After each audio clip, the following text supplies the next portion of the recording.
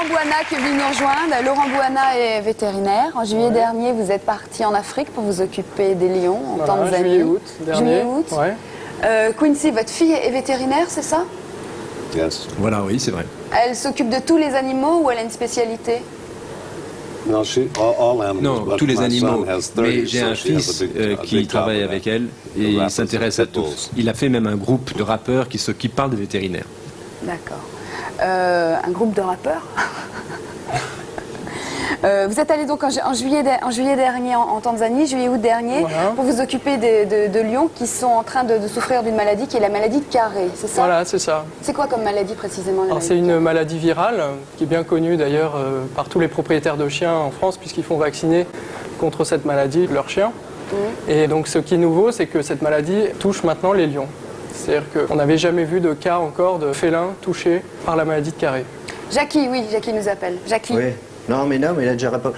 Non, c'est encore une question pour Quincy. Est-ce que sa fille s'occupe de tous les animaux ou seulement des blancs?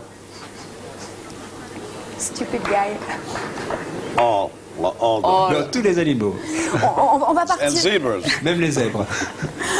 C'est un rôle de zèbre. On va partir avec vous en Tanzanie, dans une réserve qui s'appelle. Le Serengeti, Voilà. la plus grande réserve de Tanzanie, d'Afrique. Vous vous êtes rendu donc l'année dernière. Voilà, donc il y a 3000 lions, c'est Ouais. la plus grande population de lions d'Afrique. Et 1000 lions sont morts. Déjà 1000. 1000, ouais. Il n'y a 1000 rien sont à morts. faire pour les soigner? Il n'y a rien à faire pour les soigner puisque l'homme n'a pas à intervenir directement sur une faune sauvage dans une réserve. Par contre, il est tout à fait possible d'intervenir indirectement. Voilà, donc là Qu'est-ce nous qui se passe, faisons une autopsie d'un lion qui est mort brutalement, un jeune lion de 2 ans. Nous avons fait des prélèvements, en fait on fait un marquage, on les regarde au microscope. Et là nous allons chez les Maasai. Alors en fait, pourquoi Il est mignon, ce sommes-nous... petit chien. En fait, nous sommes allés chez les Maasai car la première hypothèse de transmission de la maladie aux lions serait par les chiens. C'est-à-dire que ce seraient les chiens des Maasai qui l'auraient transmis aux lions. Donc nous avons voulu étudier cette hypothèse. Donc il a fallu faire un dépistage de tous les chiens de la réserve, tout autour de la réserve.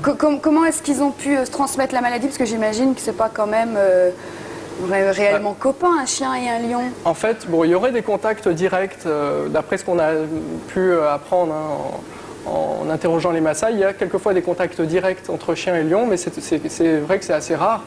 Par contre, il y aurait des hôtes intermédiaires, comme les chacals, les hyènes, qui transmettraient indirectement, c'est-à-dire qu'ils joueraient un rôle de vecteur. Ils peuvent boire dans le même point d'eau et comme ça se transmettre la maladie? C'est rarement les points d'eau, mais surtout par l'intermédiaire des cadavres, des proies en fait, qui ont été attrapées par les lions. Pourquoi est-ce que vous nous avez dit tout à l'heure que l'homme ne peut pas intervenir directement? Ça, c'est un cycle naturel de la vie, c'est-à-dire que l'homme n'a pas à intervenir dans cet équilibre, même si toute la population devait disparaître. Si demain vous trouvez un vaccin, vous pourrez bien aller vacciner ces lions quand même. Pas les lions, non. Pas les lions. Pas les lions. Non, non. Donc, Puisqu'en fait, bon, là, dans ce cas précis, il y a 1000 lions, c'est-à-dire un tiers des lions qui sont morts. Les autres ont survécu et ont développé des anticorps. Donc on peut imaginer que ce sont en fait les lions les plus faibles qui soient morts et que les plus résistants aient survécu. Et c'est donc une sélection naturelle. Et on n'a pas à intervenir là-dessus. Qu'est-ce qui vous a donné l'idée déjà, comment est-ce que vous avez su qu'il y avait cette maladie en Tanzanie? Qu'est-ce que vous a donné l'idée d'aller là-bas? On est tombé sur un article, tout simplement, qui décrivait ce phénomène. Et donc nous nous sommes dit, tiens, les scientifiques sur place étaient un peu débordés, puisque bon, au début c'était une réelle épidémie, avec, comme je le disais, des centaines de lions qui mouraient. Et les scientifiques sur place ne savaient pas trop quoi faire. Et ils ont eu besoin d'aide. Et donc c'est ce qui transparaissait dans cet article. Et donc nous avons construit le projet. Et nous, parce que vous avez 2 amis voilà, qui sont là avec vous, qui vous nous ont sommes accompagné. partis en fait à 4. Deux d'entre eux sont là. Il y a Jean-Philippe Bézanger et Dan Rosenberg. Donc nous avons construit ce projet, nous avons recherché des sponsors et nous sommes partis, tout simplement. J'imagine que financièrement, oui, ça doit être assez épique pour monter une telle opération. C'est difficile, nous avons été tout d'abord lauréats des bourses de l'aventure, ce qui nous a donné un certain poids.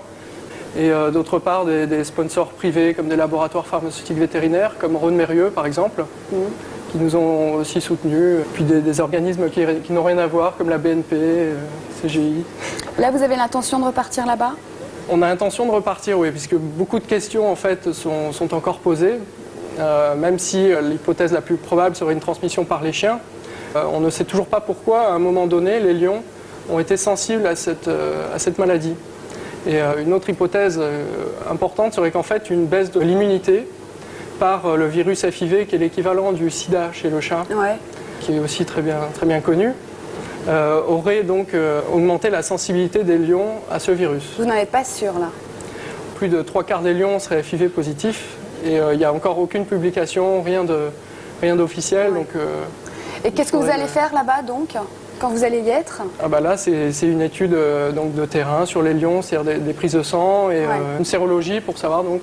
Et vous avez besoin de sponsors? On recherche des sponsors, oui. On va remettre la petite adresse, hein, voilà, on le remet. Voilà, opération Sauvons les lions de Tanzanie. Laurent Bouana, merci beaucoup. Merci à vous. Merci à vous. On va passer à la musique avec Le Nise.